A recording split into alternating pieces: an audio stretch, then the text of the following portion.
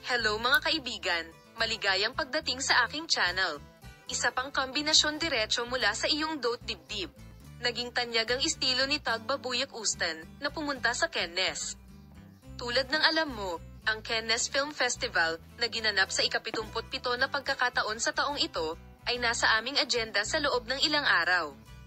Ngayong taon, tulad ng bawat taon, ipinagmamalaki namin ang mga kagandahang kumakatawan sa ating bansa sa pagdiriwang, kung saan lumahok ang mga pangalan tulad ng Handy Urcel, Panar Deniz, isang si Hatalay Miriam Uzerli at Dylan Saisek Deniz.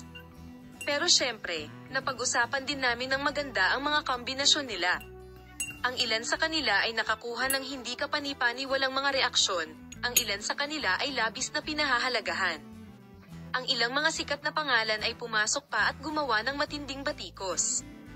Noong naisip namin na tapos na ang walang katapusang mga isyu sa Cannes, isang hitsura sa Cannes ang nagmula sa Tagba Buyak Ustan.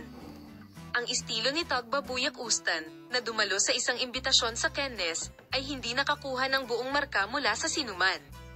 Syempre, maganda siya as always, pero pinag-usapan ang kombinasyon niya. Selen, tingnan natin kung sino ang nagsabi. Simpleng maganda si Tagba, ngunit hindi ito ang kanyang damit para sa okasyon. Ang mga ganitong uri ng komento sa Tuba Big ay nakakuha ng pansin. Si Tagba ay isang babaeng hindi marunong magbihis. Bakit hindi marunong magbihis ang mga babae sa mga ganitong lugar?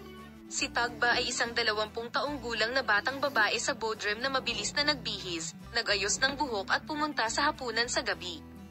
Tagba, walang lasa. Bamaha sa social media ang mga ganitong komento. Kaya, ano sa palagay mo ang paksang ito?